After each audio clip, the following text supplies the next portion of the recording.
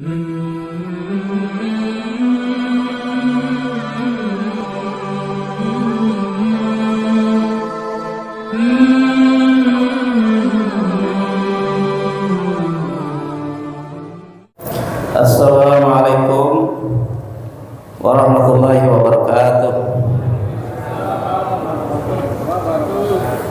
Alhamdulillahirabbil alamin, wassalatu wassalamu ala nabiyina Muhammadin sallallahu alaihi wasallam wa ala alihi wa ashabihi wa man tabi'ahum bi ihsanin ila yaumiddin.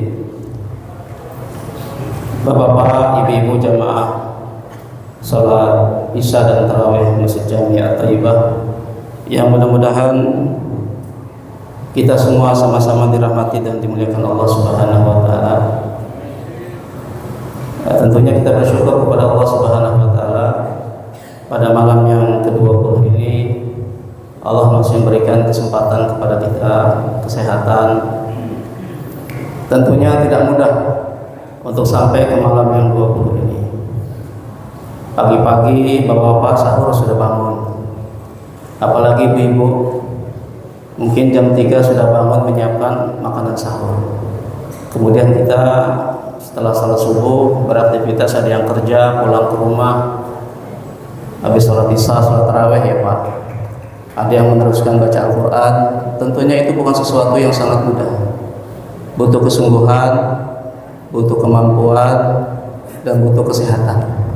Mudah-mudahan Allah memberikan kepada kita kekuatan, kesungguhan, sehingga kita bisa melakukan ibadah-ibadah yang ada di bulan Ramadan ini dengan semaksimal mungkin untuk meraih pahala-pahala, keutamaan-keutamaan yang Allah sediakan bagi kita. Sebelumnya saya mohon maaf, mungkin isinya agak menyimpang dari tema yang telah disampaikan tadi sama MC.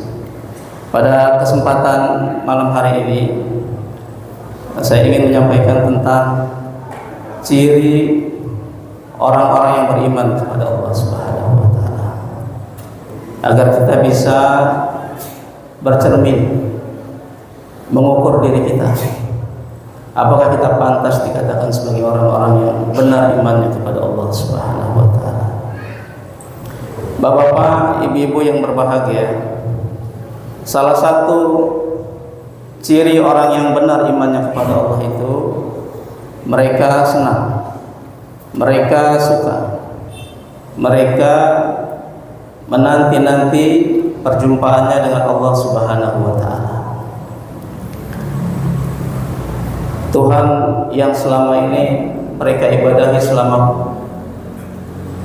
hidup mereka, Tuhan yang selama ini telah begitu baik, memberikan berbagai macam nikmatnya, karunia-Nya, Tuhan yang selalu bela dalam kehidupannya. Inna salati wa nusuki wa mahyaya wa mamati lillahi rabbil alamin. Sesungguhnya salatku, kurbanku, hidup dan matiku hanya untuk Allah Subhanahu wa taala. Maka salah satu ciri orang yang benar imannya kepada Allah itu mereka sangat suka, sangat senang, sangat menanti-nanti perjumpaannya dengan Allah Subhanahu wa taala. Hal ini dijelaskan oleh baginda Nabi sallallahu alaihi wasallam dalam satu hadisnya yang diriwayatkan oleh Al-Imam Bukhari dari Ibunda Aisyah radhiyallahu anha. Kata baginda Nabi sallallahu alaihi wasallam, "Man ahabba liqa Allah." Barang siapa yang suka, yang senang berjumpa dengan Allah Subhanahu wa taala, ahabballahu liqa, maka Allah pun akan suka berjumpa dengannya.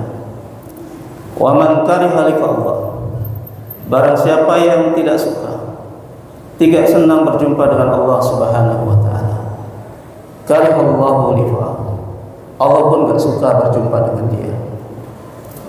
Faqultu ya Nabi Allah, maka Ibunda Aisyah bertanya kepada baginda Nabi sallallahu alaihi wasallam, ya Nabi Allah, aqrahiyatul maut, apakah yang dimaksud dengan tidak suka berjumpa dengan Allah Subhanahu wa taala adalah tidak suka berjumpa dengan kematian ya Rasulullah? Faquluna nakrahul maut, kita sama-sama tahu, kita semua enggak ada yang suka dengan kematian. Semua kita tidak suka dengan kematian. Faqala Nabi sallallahu alaihi wasallam, Maka baginda Nabi sallallahu alaihi wasallam menjawab, "Laisa kadzalik." Bukanlah yang dimaksud demikian wahai Aisyah radhiyallahu anha. Walakinnal mu'min. Tetapi apabila seorang yang beriman kepada Allah Subhanahu wa taala akan dicabut nyawanya, Allah akan wafatkan dia. Busyra, maka dikabarkan kepada orang yang beriman ini, bi rahmatillahi wa ridwanihi wa jannatihi, bahwa dia akan mendapatkan rahmatnya Allah, ridhonya Allah, surganya Allah, kematian yang husnul khatimah.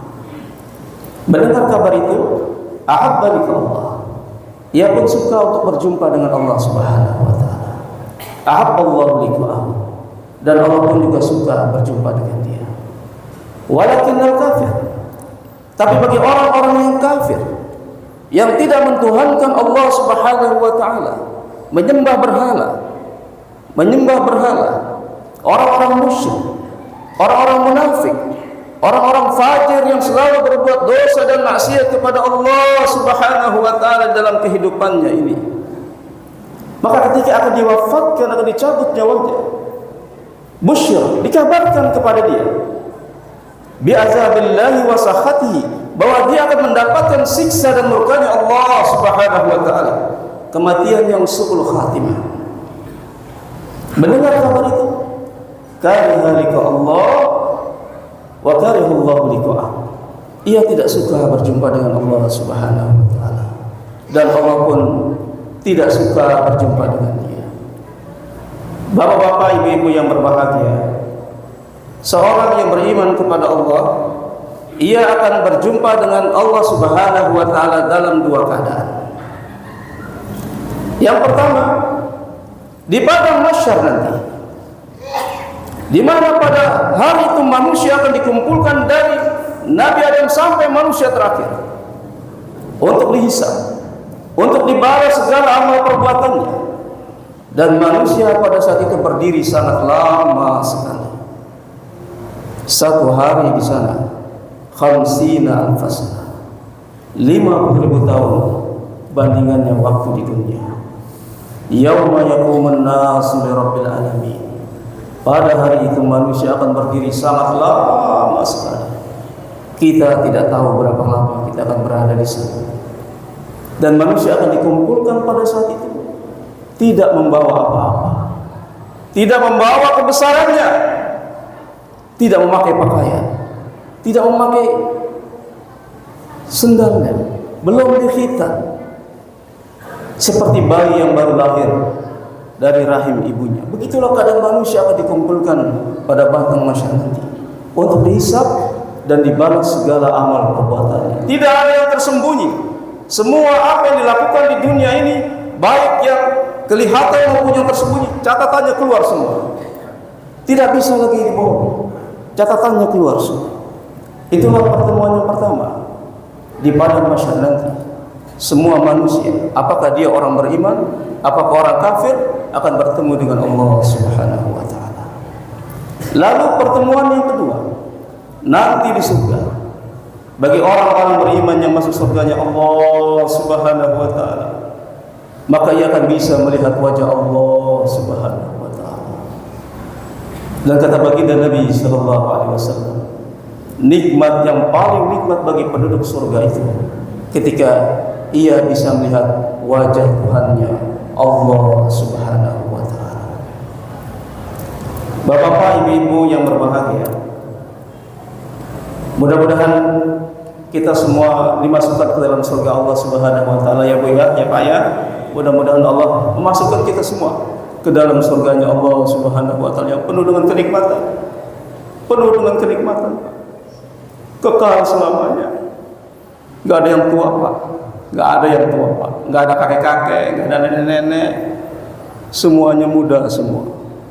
Nikmat semua. Ya. Lalu hadis Nabi yang kedua, kata baginda Nabi sallallahu alaihi wasallam, "Iza wada'atil janazah." Apabila jenazah seseorang telah ditaruh di atas keranda, fahtamar rijalu ala anakihim, dan orang-orang sudah menggotong jenazah itu di atas pundaknya menuju penguburannya.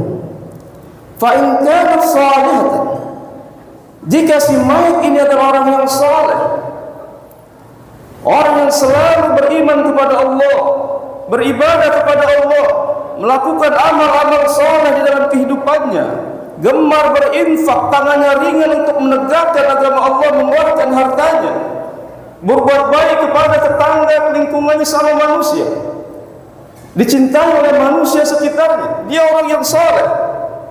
Jika yang di dalam keranda itu adalah orang yang saleh, qalat, maka si mayit ini akan berkata, qaddimuni, segerakanlah aku menuju penguburan. Wa in kana ghairu saleh, tapi jika si mayit ini bukan orang yang saleh, malas beribadah, malas sholat, malas puasa, berat untuk berinfak di jalan Allah Subhanahu wa ta'ala, selalu berbuat jahat kepada orang sekelilingnya, manusia takut bertemu dengannya karena kejahatan-kejahatan yang ia lakukan, manusia tidak mau mendekatkannya. Jika si mayit ini bukan orang yang saleh, qalat, dia ngomong juga, Pak. Si mayit ini ngomong, apa katanya? Ya wailaha aina yazhabuna biha, celakalah aku, kemana keluargaku akan membawa diriku. Yasma'u sautaha kullu syai', yang omongannya itu, jeritannya itu bisa didengar oleh semua makhluk yang ada di muka bumi ini, illal insan, kecuali manusia tidak diberi izin untuk bisa mendengar apa yang dikatakan oleh mayit yang ada di keranda. Semua makhluk mendengar, ayam, kambing, serangga, burung-burung bisa mendengar itu, kecuali manusia Allah tidak berikan izin. Walau sami'al insan la sa'iqa, seandainya manusia diberikan izin untuk bisa mendengar jeritan yang ada di mayit yang ada di keranda itu, la sa'iqa, niscaya mereka akan jatuh pingsan ketakutan. Bapak ibu yang berbahagia. Lalu yang terakhir, apabila kita ingin nanti berjumpa dengan Allah dalam keadaan bahagia, syaratnya dua, Pak. Syaratnya dua, nggak usah banyak-banyak. Syaratnya tercantum dalam surat Al-Kahfi ayat yang terakhir. Surat yang mungkin sering kita baca pada malam Jumat, tiap hari Jumat kita sering membaca surat Al-Kahfi. Jawabannya adalah dalam surat Al-Kahfi ayat yang terakhir. Kata Allah Subhanahu wa ta'ala, "Faman kana yarju liqa'a rabbih", barang siapa yang berharap berjumpa dengan Allah Subhanahu wa ta'ala, berjumpa dengan Tuhannya, falyamal amalan shalihan, maka tetaplah ia selalu melakukan amal-amal saleh di dalam kehidupannya, dari kecil, muda, sampai tua, sampai maut menjemput. Ia tetap istiqomah melakukan amal-amal kebaikan di dalam kehidupannya, tidak pernah bosan, terus berinfak, terus salat tarawih, terus berpuasa, terus menebar kebaikan, tidak pernah bosan. Ia tetap istiqomah melakukan amal-amal saleh dalam kehidupannya. Itu yang pertama, syarat yang pertama. Yang kedua, wala yusyrik bi ibadati rabbih ahada, dan janganlah kalian menyekutukan Allah Subhanahu wa ta'ala ketika kalian beribadah kepada Allah Subhanahu wa ta'ala. Luruskanlah niat kita, apa yang kita lakukan selama ini dalam beribadah kepada Allah, dalam melakukan amal-amal saleh dalam kehidupan kita. Niatkanlah dalam hati kita, benahkanlah dalam hati kita bahwa semua itu kita lakukan hanya untuk Allah Subhanahu wa ta'ala. Janganlah terpengaruh dengan perkataan manusia, janganlah terpengaruh dengan perkataan manusia. Janganlah kita melakukan sesuatu kebaikan dan meninggalkan sesuatu kebaikan karena perkataan manusia. Jangan. Niatkanlah apa yang kita lakukan selama ini hanya untuk Allah Subhanahu wa ta'ala. Mudah-mudahan Allah memberikan pertolongan kepada kita agar kita bisa selalu melakukan kebaikan-kebaikan, amal-amal saleh dalam kehidupan kita, dan agar Allah menolong kita untuk meluruskan niat kita bahwa apa yang kita lakukan hanya untuk Allah Subhanahu wa ta'ala, agar nantinya kita ketika berjumpa dengan Allah Subhanahu wa ta'ala, Tuhan kita yang telah menciptakan kita, dalam keadaan bahagia di surga nanti. Aku qouli hadza subhanaka wa bihamdik, asyhadu an la ilaha illa anta astaghfiruka wa atubu ilaik. Wassalamualaikum warahmatullahi